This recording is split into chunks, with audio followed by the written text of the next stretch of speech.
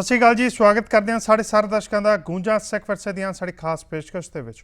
ਦਿੱਲੀ ਸਿੱਖ ਗੁਰਦੁਆਰਾ ਪ੍ਰਬੰਧਕ committee ਵੱਲੋਂ ਬੀਤੇ ਹਫ਼ਤੇ ਵਿੱਚ ਜਿਹੜੇ ਵੀ ਕੰਮ ਕੀਤੇ ਜਾਂਦੇ ਨੇ ਉਸ ਦੀ ਜਾਣਕਾਰੀ ਆਪ ਤੱਕ ਪਹੁੰਚਾਉਂਦੇ ਹਾਂ। ਸੋ ਬੀਤੇ ਹਫ਼ਤੇ ਦਿੱਲੀ ਸਿੱਖ ਗੁਰਦੁਆਰਾ ਪ੍ਰਬੰਧਕ ਕਮੇਟੀ ਵੱਲੋਂ ਕਿਹੜੇ ਕੰਮ ਕੀਤੇ ਗਏ ਪੂਰੀ ਖਬਰ ਤੇ ਨਜ਼ਰ ਪਾਵਾਂਗੇ। ਸ਼ੁਰੂਆਤ ਕਰਦੇ ਹਾਂ ਖਾਸ ਪੇਸ਼ਕਸ਼ ਦੀ, ਜਿਸ ਦਾ ਨਾਮ ਹੈ ਗੂੰਜਾਂ ਸਿੱਖ ਵਿਰਸੇ ਦੀਆਂ।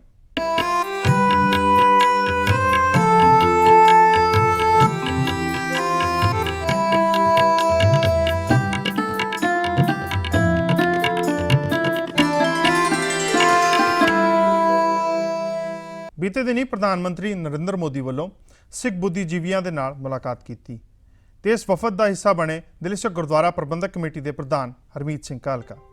हरमीत सिंह कालका ने सिख बुद्धिजीवियों के इस वफद के विच शिरकत की। एक जबरदस्त डॉक्यूमेंट है और इसमें हमारी काया पलट हो जाएगी। भाषा हमारे लिए बोझ नहीं है।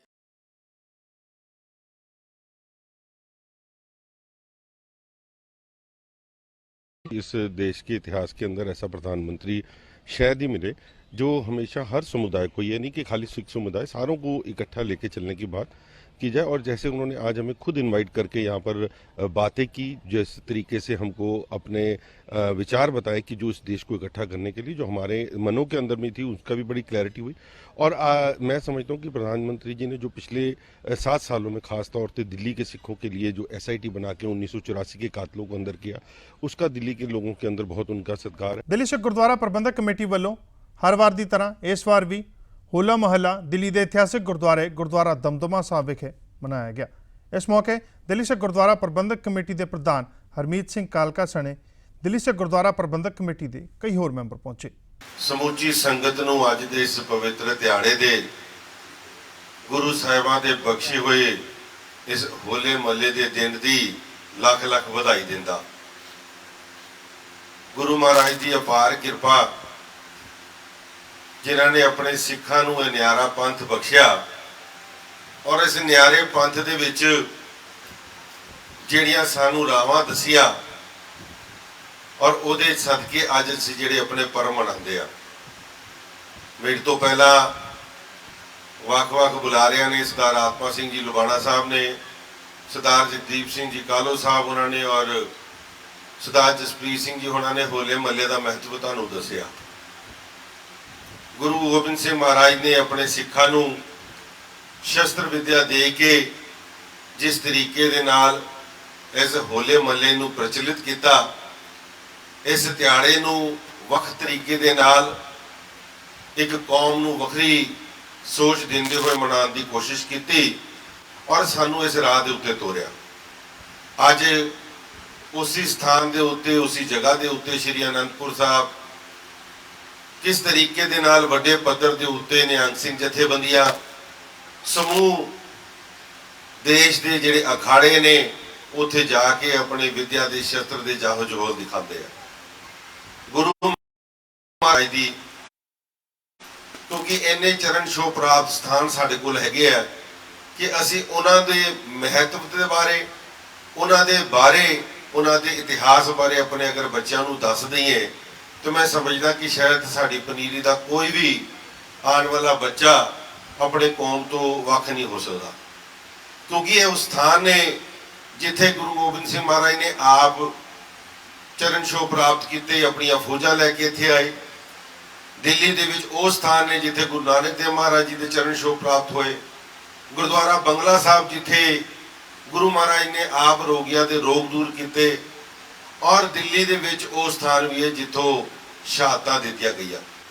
श्री गुरु तेग बहादुर साहब जी का उस स्थान जिथे गुरु महाराज ने शहादत दे के इस पंथ नूं नवां मोड़ दिता सी, जिहदे करके मैं समझदा कि खालसे पंथ की सिरजना हुई उस शहादत तो बाद।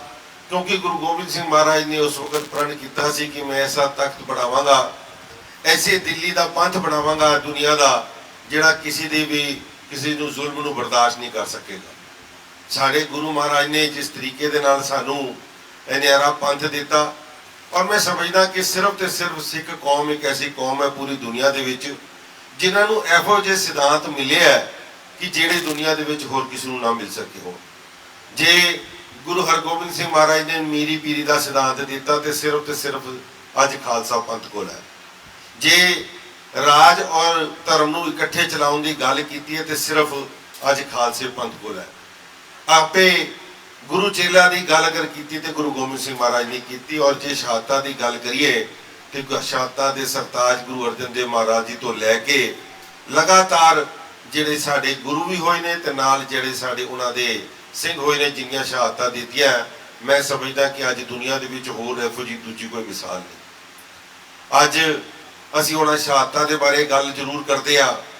ਭਾਈ ਸਤੀਦਾਸ, ਭਾਈ ਮਤੀਦਾਸ, ਭਾਈ ਦਿਆਲਾ ਜੀ ਦੀ, ਬਾਬਾ ਬੰਦਾ ਸਿੰਘ ਬਹਾਦਰ ਜੀ, ਔਰ ਹੁਣੇ ਗੱਲ ਕੀਤੀ ਕਾਲੋ ਸਾਹਿਬ ਨੇ ਬਾਬਾ ਦੀਪ ਸਿੰਘ ਜੀ ਹੋਣਾ ਦੀ। ਮੈਂ ਸਮਝਦਾ ਕਿ ਸ਼ਹਾਦਤ ਦੇਣੀ ਇਕੱਲੀ ਸ਼ਹਾਦਤ ਬਿਨਾਂ ਇਬਾਦਤ ਦੇ ਨਹੀਂ ਹੋ ਸਕਦੀ। ਜਿਸ ਬੰਦੇ ਨੇ ਜਦ ਤੱਕ ਗੁਰੂ ਸਾਹਿਬਾਂ ਦੀ ਇਬਾਦਤ ਨਾ ਕੀਤੀ ਹੋਏ, ਗੁਰਬਾਣੀ ਨਾ ਪੜ੍ਹੀ ਹੋਏ, ਉਹ ਸ਼ਹਾਦਤ ਵੀ ਨਹੀਂ ਦੇ ਸਕਦਾ। ਸੋ ਐਸੀ ਨਿਆਰੇ ਪੰਥ ਦੀ ਸਾਡੀ ਜ਼ਿੰਮੇਵਾਰੀ ਬਣਦੀ ਹੈ ਕਿ ਇਸ ਨਿਆਰੇ ਪੰਥ ਨੂੰ ਅੱਗੇ ਚਲਾਉਣ ਵਾਸਤੇ ਜੋ ਗੁਰੂ ਗੋਬਿੰਦ ਸਿੰਘ ਮਹਾਰਾਜ ਨੇ ਸਾਡੇ ਤੋਂ ਉਮੀਦਾਂ ਰੱਖੀਆਂ, ਔਰ ਕਿਹਾ ਜਦ ਆਪਣੇ ਬੱਚਿਆਂ ਨੂੰ ਵਾਰਿਆ ਤੇ ਕਿਹਾ ਕਿ ਇਨ ਪੁੱਤਰਨ ਕੀ ਸੀਸ ਪਰ ਵਾਰ ਦੀਏ ਸੁਤਚਾਰ, ਚਾਰ ਮੂਏ ਤੋਂ ਕਿਆ ਹੁਆ ਜੀਵਤ ਕਈ ਹਜ਼ਾਰ।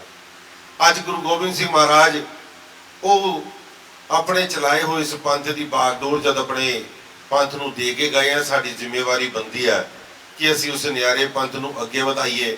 ਆਪਣੇ ਬਜ਼ੁਰਗਾਂ ਵੱਲੋਂ, ਆਪਣੇ ਗੁਰੂਆਂ ਵੱਲੋਂ ਦਿੱਤੇ ਹੋਏ ਇਹ ਜਿਹੜੇ ਪੂਰਨੇ ਨੇ, ਅਸੀਂ ਉਹਨਾਂ ਨੂੰ ਅੱਗੇ ਵਧਾ ਸਕੀਏ। ਅੱਜ ਉਸੇ ਕਰਕੇ ਇਹ ਦਿਹਾੜੇ ਉਸੇ ਪੂਰੇ ਜ਼ੋਰ ਸ਼ੋਰ ਦੇ ਨਾਲ ਹੋਲੇ ਮਹੱਲੇ ਦੇ ਰੂਪ ਦੇ ਵਿੱਚ ਉਸੇ ਸਥਾਨਾਂ ਦੇ ਉੱਤੇ ਜਿੱਥੇ ਉਹਨਾਂ ਗੁਰੂਆਂ ਦੀ ਚਰਨ ਛੋਹ ਪ੍ਰਾਪਤ ਹੋਈ ਹੈ। ਅੱਜ ਤੋਂ ਤਕਰੀਬਨ 1 ਮਹੀਨੇ ਬਾਅਦ, 25-26 ਦਿਨਾਂ ਬਾਅਦ ਗੁਰੂ ਗੋਬਿੰਦ ਸਿੰਘ ਵੱਲੋਂ ਸਜਾਏ ਗਏ ਖਾਲਸੇ ਪੰਥ ਦਾ ਦਿਹਾੜਾ ਅਸੀਂ ਮਨਾਉਣਾ ਹੈ। ਵਿਸਾਖੀ ਦਾ ਦਿਨ ਆਣਾ ਹੈ, ਔਰ ਇਹ ਵੀ ਉਸੇ ਤਰੀਕੇ ਦੇ ਨਾਲ ਜਾਹੋ ਜਲੋਲ ਦੇ ਨਾਲ ਮਨਾਇਆ ਜਾਏਗਾ।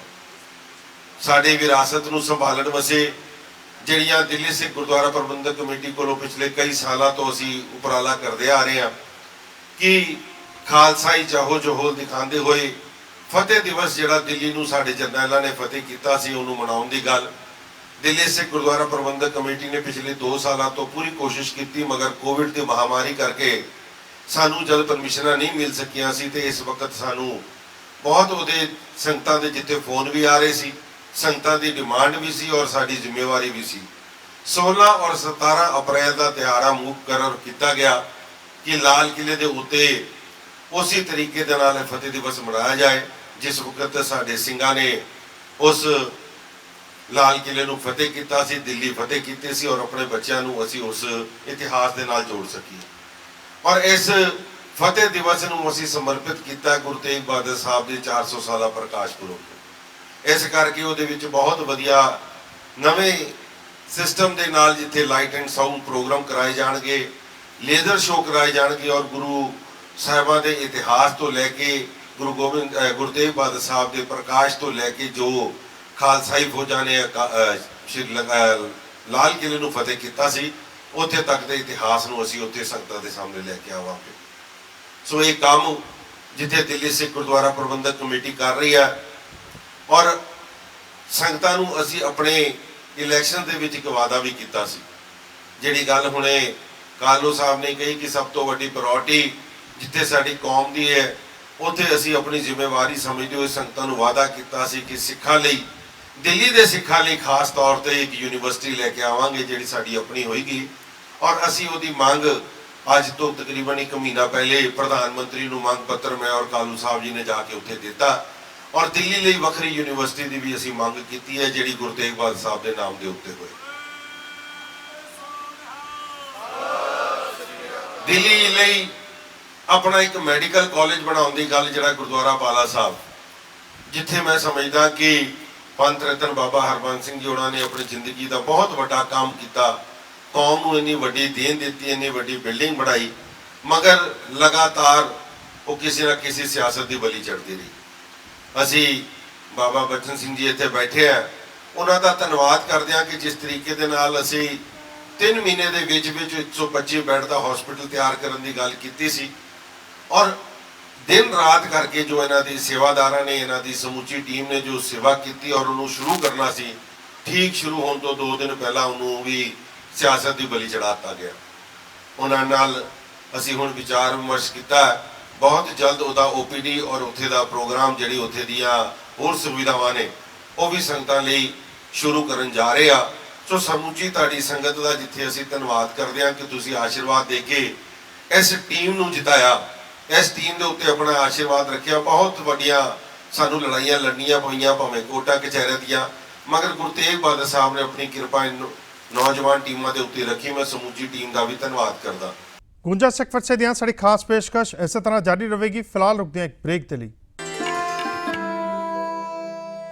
ਆਧਾਰ ਹਾਊਸਿੰਗ ਫਾਈਨੈਂਸ ਅਤੇ ਜਨ ਸਾਹਸ NGO ਵੱਲੋਂ ਦਿੱਲੀ ਸਿੱਖ ਗੁਰਦੁਆਰਾ ਪ੍ਰਬੰਧਕ ਕਮੇਟੀ ਨੂੰ ਇੱਕ ਐਂਬੂਲੈਂਸ ਭੇਂਟ ਕੀਤੀ ਗਈ। ਦਿੱਲੀ ਸਿੱਖ ਗੁਰਦੁਆਰਾ ਪ੍ਰਬੰਧਕ ਕਮੇਟੀ ਦੇ ਪ੍ਰਧਾਨ ਹਰਮੀਤ ਸਿੰਘ ਕਾਲਕਾ ਨੇ ਇਹਨਾਂ ਦੋਨਾਂ ਸੰਸਥਾਵਾਂ ਦਾ ਧੰਨਵਾਦ ਕੀਤਾ।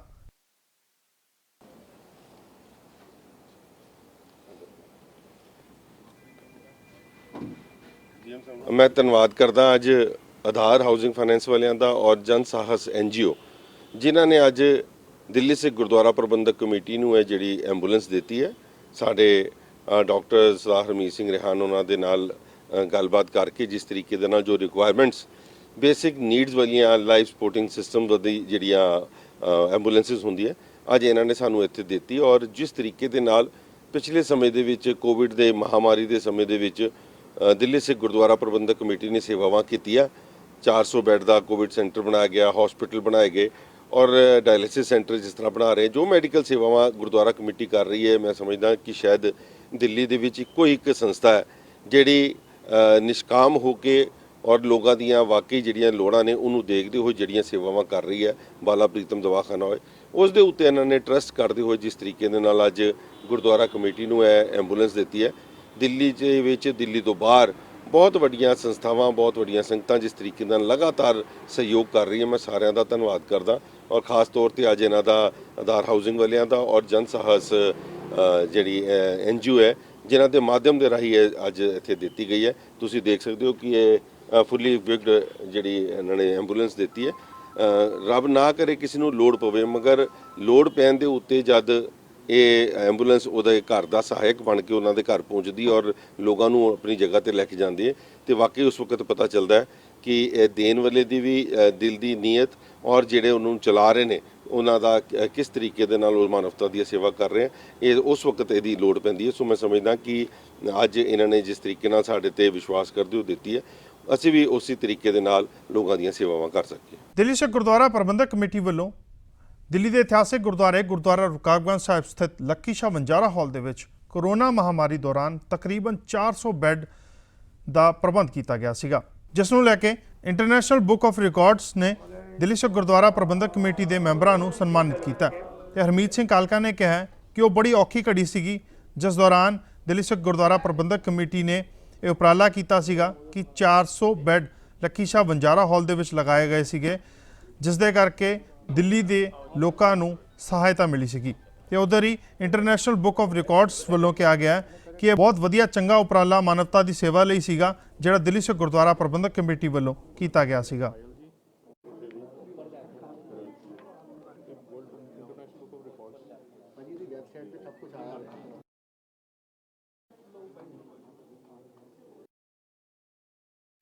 ਅੱਜ ਧੰਨਵਾਦ ਕਰਦੇ ਹਾਂ ਇੰਟਰਨੈਸ਼ਨਲ ਬੁੱਕ ਆਫ ਰਿਕਾਰਡਸ ਦੀ ਜਿਹੜੀ ਸੰਸਥਾ ਹੈ ਜਿਹੜੇ ਹਰ ਉਸ ਲੋਕਾਂ ਨੂੰ ਸਨਮਾਨਿਤ ਕਰਦੀ ਜਿਹੜੀ ਕਮਿਊਨਿਟੀ ਦੇ ਵਿੱਚ ਹਿਊਮੈਨਿਟੀ ਨੂੰ ਕੋਈ ਸੇਵਾ ਕਰਨ।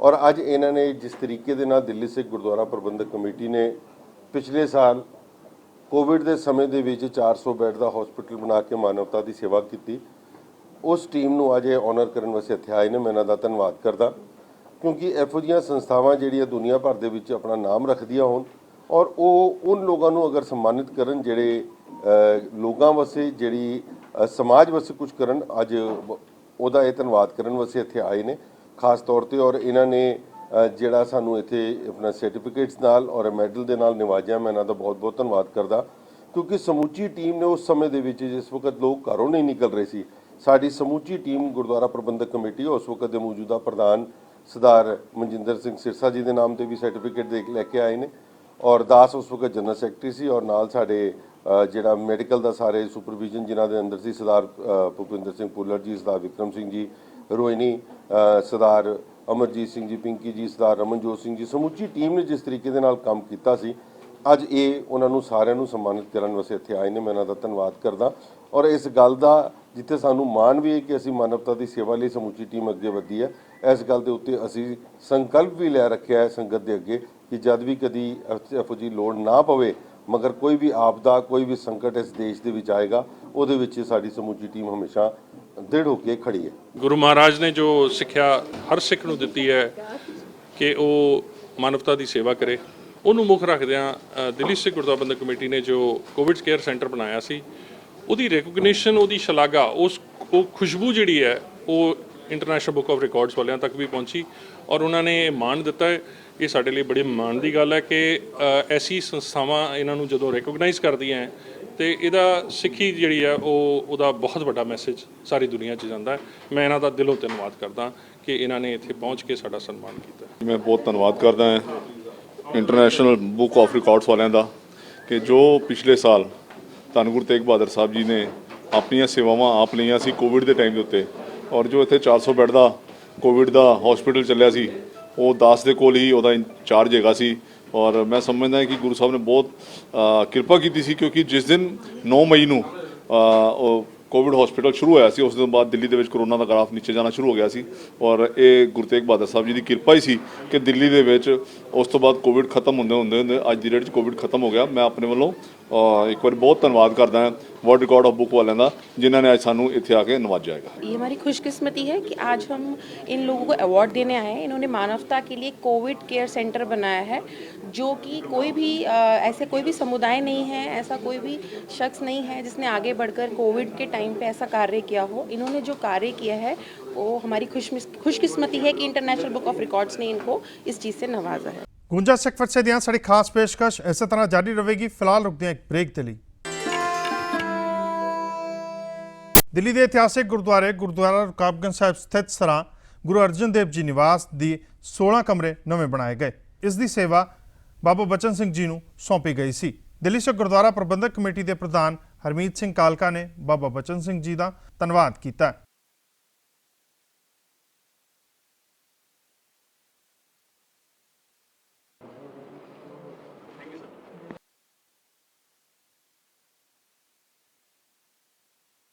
ਗੁਰਦੁਆਰਾ ਰਕਾਬਗੰਜ ਸਾਹਿਬ ਵਿਖੇ ਗੁਰੂ ਅਰਜਨ ਦੇਵ ਨਿਵਾਸ ਦੇ ਵਿੱਚ ਜਿਹੜੀ 16 ਕਮਰੇ ਨਵੇਂ ਬਣਾ ਕੇ ਤਿਆਰ ਕੀਤੇ ਗਏ ਨੇ, ਜਿਹੜੀ ਲਗਾ ਮੈਂ ਸਮਝਦਾ ਕਿ ਪਿਛਲੀ ਬਹੁਤ ਵੱਡੀ ਲੋੜ ਸੀ। ਜਿਸ ਤਰੀਕੇ ਦੇ ਨਾਲ ਦੇਸ਼ ਵਿਦੇਸ਼ ਤੋਂ ਸੰਗਤਾਂ ਆਉਂਦੀਆਂ ਔਰ ਉਹਨਾਂ ਦੀਆਂ ਨਜ਼ਰਾਂ ਰਹਿੰਦੀਆਂ ਨੇ ਗੁਰਦੁਆਰਾ ਸਾਹਿਬ ਦੇ ਵਿੱਚ, ਇੱਥੇ ਆ ਕੇ ਰੁਕਣ ਦਾ ਉਹਨਾਂ ਦੇ ਮਨ ਦੇ ਵਿੱਚ ਲਗਾਵ ਹੁੰਦਾ। ਅੱਜ ਧੰਨਵਾਦ ਕਰਦੇ ਹਾਂ ਬਾਬਾ ਬਚਨ ਸਿੰਘ ਜੀ ਉਹਨਾਂ ਦਾ, ਬਾਬਾ ਸਤਨਾਮ ਸਿੰਘ ਜੀ, ਬਾਬਾ ਸੁਰਿੰਦਰ ਸਿੰਘ ਜੀ, ਬਾਬਾ ਲੱਖਾ ਜੀ, ਬਾਬਾ ਰਵੀ ਜੀ ਉਹਨਾਂ ਦਾ, ਜਿਹਨਾਂ ਦੀ ਸਮੁੱਚੀ ਟੀਮ दिन रात एक करके ਜਿਹੜੀਆਂ ਸੇਵਾਵਾਂ ਕਰ ਰਹੀ ਹੈ ਗੁਰਦੁਆਰਾ ਪ੍ਰਬੰਧਕ ਕਮੇਟੀ ਦੇ ਨਾਲ, ਔਰ ਜਿਹੜੀਆਂ ਸੰਗਤਾਂ ਇਹਨਾਂ ਨੂੰ ਸਹਿਯੋਗ ਕਰਦੀਆਂ ਉਹਨਾਂ ਦਾ ਵੀ ਬਹੁਤ ਵੱਡਾ ਯੋਗਦਾਨ, ਉਹਨਾਂ ਦਾ ਵੀ ਧੰਨਵਾਦ ਕਰਦੇ ਹਾਂ। ਔਰ ਅੱਜ ਜਿਹੜੇ 16 ਕਮਰੇ ਇੱਥੇ ਤਿਆਰ ਕੀਤੇ ਗਏ, ਜਿਹਦੇ ਵਿੱਚ ਨਾਲ ਇੱਕ ਡਾਈਨਿੰਗ ਰੂਮ ਵੀ ਨਾਲ ਤਿਆਰ ਕੀਤਾ ਗਿਆ, ਜਿਹਦੇ ਵਿੱਚ ਲੋਕ ਬੈਠ ਕੇ ਆਪਣਾ ਲੰਗਰ ਛਕ ਸਕਦੇ। ਸੋ ਮੈਂ ਉਹਨਾਂ ਦਾ ਵੀ ਧੰਨਵਾਦ ਕਰਦਾ ਔਰ ਸਮੁੱਚੀ ਸੰਗਤ ਨੂੰ ਵਧਾਈ ਵੀ ਦਿੰਦਾ। ਸਾਰੇ ਜਿਹੜੇ ਲੇਟੈਸਟ ਇਕੁਇਪਡ ਕਮਰੇ ਬਣਾਏ ਜਾਂਦੇ ਆ ਸਰਾਵਾਂ ਦੇ ਵਿੱਚ, ਜੱਤੋ ਬਾਬਾ ਜੀ ਜਿਹੜੀ ਵੀ ਸਮੇਂ ਦੇ ਲੋੜ ਅਨੁਸਾਰ ਹੁੰਦੀ, ਔਰ ਅੱਜ ਇੱਥੇ LED TVs ਲੱਗੇ ਹੋਏ ਨੇ, AC ਰੂਮਸ ਨੇ, ਔਰ ਕਈ ਰੂਮ ਜਿੱਥੇ ਵੱਡੀ ਜਗ੍ਹਾ ਬੰਦੀ, ਜਿੱਥੇ ਅਸੀਂ ਇੱਥੇ ਖੜੇ ਆ 3 ਬੈੱਡ ਜਿਹੜੇ ਆ ਡਬਲ ਬੈੱਡ ਇੱਥੇ ਲੱਗੇ ਨੇ। ਇੱਦਾਂ ਮਤਲਬ ਹੈ ਕਿ ਜਿਹੜੀ ਵੀ ਰਿਕੁਆਇਰਮੈਂਟ ਸਾਨੂੰ ਆ ਰਹੀਆਂ ਨੇ, ਜਿਸ ਤਰੀਕੇ ਦੇ ਨਾਲ ਵਿਆਹ ਸ਼ਾਦੀਆਂ ਤੇ ਵੀ ਲੋਕ ਇੱਥੇ ਬਾਹਰੋਂ ਆ ਕੇ ਗੁਰਦੁਆਰਿਆਂ 'ਚ ਕਰਨਾ ਚਾਹੁੰਦੇ ਨੇ, ਔਰ ਉਹਨਾਂ ਵਾਸਤੇ ਵੱਡੇ ਪਰਿਵਾਰ ਆ ਕੇ ਜਿਸ ਵਕਤ ਰੁਕਦੇ ਨੇ, ਅਲੱਗ ਟਾਇਲਟਸ ਔਰ ਲੇਟੈਸਟ ਜਿਹੜੇ ਸਿਸਟਮਸ ਦੇ ਨਾਲ ਜਿਹੜੇ ਟਾਇਲਟ ਬਣਾਏ ਗਏ ਨੇ, ਇਹ ਸਾਰਾ ਕੁਝ ਜਿਹੜੀ ਲੇਟੈਸਟ ਰਿਕੁਆਇਰਮੈਂਟਸ ਨੂੰ ਦੇਖਦੇ ਹੋ ਬਣਾਇਆ ਗਿਆ। ਅਸੀਂ ਇਹਨਾਂ ਦਾ ਧੰਨਵਾਦ ਕਰਦੇ। ਸਮੂਹ ਨਾਨਕ ਨਾਮ ਲੇਵਾ ਗੁਰੂ ਨਾਨਕ ਨਾਮ ਲੇਵਾ ਸੰਗਤ ਨੂੰ ਵਧਾਈ ਦੇਣਾ ਕਿ ਸੰਸਾਰ ਭਰ ਤੋਂ ਸੰਗਤਾਂ ਜੋ ਕਿ ਦਿੱਲੀ ਦੇ ਇਤਿਹਾਸਕ ਗੁਰਦੁਆਰਿਆਂ ਦੇ ਦਰਸ਼ਨ ਕਰਨ ਵਾਸਤੇ ਆਉਂਦੀਆਂ ਨੇ, ਔਰ ਦਿੱਲੀ ਸਿੱਖ ਗੁਰਦੁਆਰਾ ਪ੍ਰਬੰਧਕ ਕਮੇਟੀ ਵੱਲੋਂ ਇੱਥੇ ਜੋ ਬਣਾਈਆਂ ਹੋਈਆਂ ਸਰਾਵਾਂ ਦੇ ਵਿੱਚ ਰਿਹਾਇਸ਼ ਦਾ ਪ੍ਰਬੰਧ ਕੀਤਾ ਜਾਂਦਾ ਹੈ। ਅੱਜ ਉਸ ਦੇ ਵਿੱਚ ਵਾਧਾ ਹੋਇਆ। ਗੁਰਦੁਆਰਾ ਰਕਾਬਗੰਜ ਸਾਹਿਬ ਵਿਖੇ ਸਰਾਂ ਦੇ ਵਿੱਚ 16 ਕਮਰੇ ਹੋਰ ਨਵੇਂ ਬਣਾਏ ਗਏ ਹਨ। ਇਹ ਸਾਰੀ ਜੋ ਕਾਰ ਸੇਵਾ ਹੈ, ਬਾਬਾ ਸਤਿਕਾਰਯੋਗ ਬਾਬਾ ਬਚਨ ਸਿੰਘ ਜੀ, ਬਾਬਾ ਸੁਰਿੰਦਰ ਸਿੰਘ ਜੀ, ਬਾਬਾ ਲੱਖਾ ਸਿੰਘ ਜੀ, ਬਾਬਾ ਰਵੀ ਸਿੰਘ ਜੀ, ਸੰਪਰਦਾ ਦੀ ਸਾਰੀ ਸਮੂਹ ਟੀਮ ਵੱਲੋਂ ਇਹ ਉਪਰਾਲਾ ਕਰਕੇ ਔਰ 에ਅਰ ਕੰਡੀਸ਼ਨਡ ਬਿਲਕੁਲ ਆਲੀਸ਼ਾਨ ਕਮਰੇ ਜਿਹੜੇ ਆ ਇੱਥੇ ਅੱਜ ਐਡ ਕੀਤੇ ਗਏ ਆ, ਔਰ ਸੰਗਤ ਦੀ ਸੁਵਿਧਾ ਵਾਸਤੇ ਇੱਥੇ ਹਰ ਤਰ੍ਹਾਂ ਦੀ ਸੁਵਿਧਾ ਹੈ। LED ਮਾਡਰਨ ਬਾਥਰੂਮ ਹੈ, AC ਰੂਮ ਹੈ ਸਾਰੇ। ਸੋ ਬਹੁਤ ਬਹੁਤ ਮੈਂ ਵਧਾਈ ਦਿੰਦਾ ਸੰਗਤਾਂ ਨੂੰ ਕਿ ਜਦੋਂ ਵੀ ਆਉਣ ਤੇ ਹੁਣ ਇਸ ਸਰਾਂ ਦੇ ਵਿੱਚ ਵੀ ਉਹ ਠਹਿਰ ਕੇ ਆਪਣਾ ਜਿਹੜਾ ਸੁਖ ਮਾਣ ਸਕਦੇ ਆ। ਜਿਵੇਂ ਸੋ ਸੰਗਤ ਨੂੰ ਪਤਾ ਹੈ ਪੰਥ ਰਤਨ ਬਾਬਾ ਹਰਵੰਸ ਸਿੰਘ ਜੀ ਕਾਰ ਸੇਵਾ ਦਿੱਲੀ ਵੱਲੋਂ ਵਰਸਾਏ ਬਾਬਾ ਬਚਨ ਸਿੰਘ ਵੱਲੋਂ ਦਿੱਲੀ ਦੇ ਇਤਿਹਾਸਿਕ ਗੁਰਦੁਆਰਾ ਸੇਵਾ ਕੀਤੀ ਜਾ ਰਹੀ ਹੈ।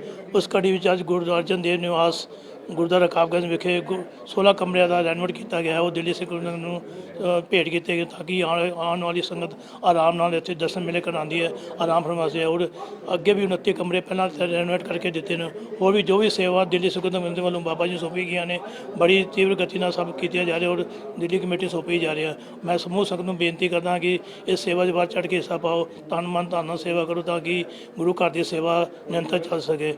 ਗੂੰਜਾਂ ਸਿੱਖ ਵਿਰਸੇ ਦੀਆਂ ਸਾਡੀ ਖਾਸ ਪੇਸ਼ਕਸ਼ ਦੇ ਵਿੱਚ ਪਾਸਾ ਨਹੀਂ। ਜੇਕਰ ਤੁਸੀਂ ਸਾਨੂੰ ਜਾਂ ਦਿੱਲੀ ਸਿੱਖ ਗੁਰਦੁਆਰਾ ਪ੍ਰਬੰਧਕ ਕਮੇਟੀ ਨੂੰ ਇਸ ਪ੍ਰੋਗਰਾਮ ਦੇ ਸੰਬੰਧੀ ਕੋਈ ਸੁਝਾਅ ਜਾਂ ਰਾਏ ਦੇਣਾ ਚਾਹੁੰਦੇ ਹੋ ਤਾਂ ਸਾਡਾ ਈਮੇਲ ਪਤਾ ਨੋਟ ਕਰ ਲਓ। ਸਾਡਾ ਈਮੇਲ ਪਤਾ ਹੈ feedback@ptcnetwork.com। ਫਿਲਹਾਲ ਦੀ ਇਜਾਜ਼ਤ, ਅਗਲੇ ਹਫਤੇ ਖਾਸ ਪੇਸ਼ਕਸ਼ ਲੈ ਕੇ ਮੁੜ ਤੋਂ ਹੋਵਾਂਗੇ ਹਾਜ਼ਰ। ਧੰਨਵਾਦ।